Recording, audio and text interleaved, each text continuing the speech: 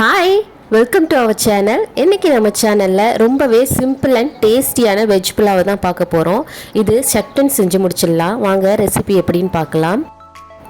ஒரு குக்கரில் ஒரு 3 டேபிள் ஸ்பூன் எண்ணெய் சேர்த்துக்கிட்டேன். அது கூடவே 2 ஸ்பூன் நெய் சேர்த்துக்கிறேன். நீங்கள் வெறுமனே நெய்யில் அப்படி இல்லைன்னா எண்ணெயில் கூட செய்யலாம். நான் ரெண்டுமே கலந்து செஞ்சுருக்கேன். இதுக்கு தேவையான ஸ்பைசஸ் பட்டை, கிராம்பு, ஏலக்காய், பிரிஞ்சி இலை, நட்சத்திரம் இதெல்லாம் சேர்த்து பொரிய விட்டுடலாம். இது கூடவே கொஞ்சமாக முந்திரி சேர்த்துக்கோங்க.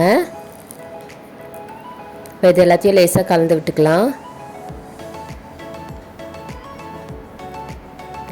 இது எல்லாமே பொரிஞ்சதுக்கப்புறம் 2 பெரிய வெங்காயம் நல்லா நீல வாக்கில் கட் பண்ணி எடுத்துக்கோங்க. அதையும் இது கூடவே சேர்த்துடலாம். சேர்த்துட்டு நல்லா கலந்து விட்டுடுங்க. வெங்காயம் நல்லா வதங்கி வரட்டும். இந்த ரெசிபி ரொம்பவே ஈஸியாக இருக்கும். சட்டுன்னு செஞ்சு முடிச்சிடலாம். ரொம்பலாம் டைம் எடுக்காது.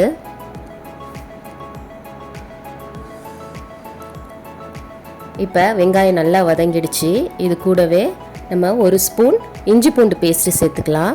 இது ஃப்ரெஷ்ஷாக அரைச்சிது. ஃப்ரெஷ்ஷாக சேர்த்தோம்னா டேஸ்ட்டு ரொம்ப நல்லா இருக்கும். இப்போ இதை கலந்து விட்டுருங்க. இப்போ இது கூட 1/2 கப் கேரட், 1/2 கப் பீன்ஸ் சேர்த்துருக்கேன். 2 பச்சை மிளகாய் சேர்த்துருக்கேன். இது எல்லாத்தையும் நல்லா வதக்கி விட்டுருங்க.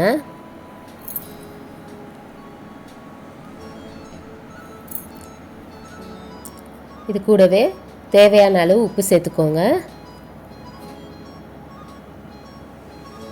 இப்போ இது எல்லாத்தையும் நல்லா ஒன்றா சேர்த்து கலந்து விட்டுருங்க. இந்த எண்ணெயிலேயே இந்த காய்கறிங்க எல்லாமே வதங்கிடும்.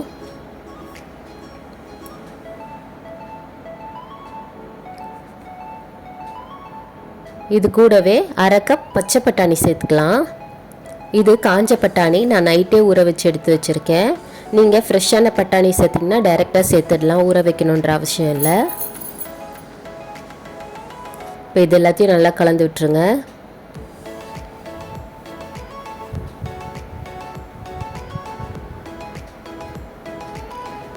இது கூட உருளைக்கிழங்கு கூட சேர்த்துக்கலாம். ஒரு கைப்பிடி புதினா, கொத்தமல்லி சேர்த்துருக்கேன்.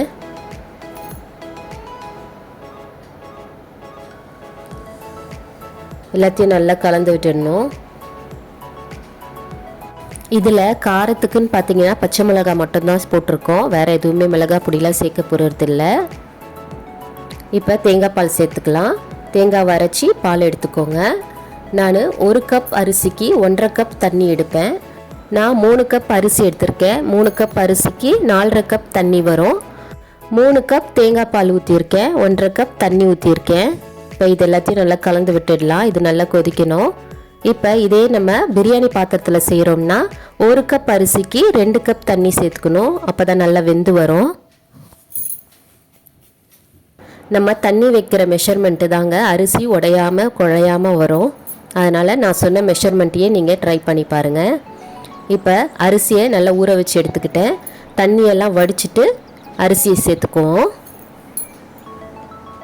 சேர்த்துட்டு நல்லா இந்த மாதிரி லைட்டாக கலந்து விட்டுருவோம்.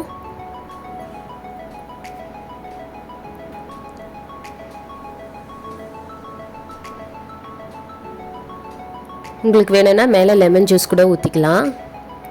இப்போ குக்கரை மூடி மீடியம் ஃப்ளேமில் 1 விசில் விட்டு எடுத்துக்கோங்க. இப்போ பாருங்கள், புலாவ் எவ்வளோ சூப்பராக ரெடி ஆகிடுச்சு. நான் உங்களுக்கு எடுத்து காமிக்கிறேன் பாருங்கள்.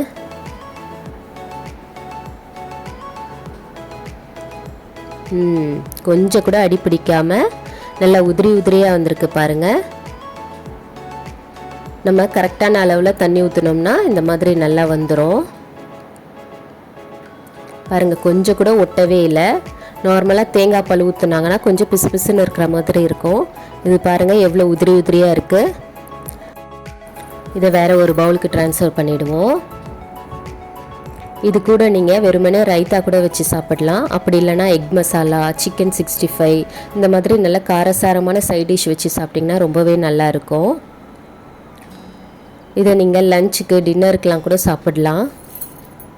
சூப்பரான வெஜிடபிள் புலாவ் ரெடி ஆகிடுச்சு. ட்ரை பண்ணி பார்த்துட்டு எப்படி இருந்ததுன்னு சொல்லுங்கள். இந்த வீடியோ உங்களுக்கு பிடிச்சிருந்ததுன்னா லைக் பண்ணுங்கள், ஷேர் பண்ணுங்கள், மறக்காமல் சப்ஸ்கிரைப் பண்ணுங்கள். பாய்.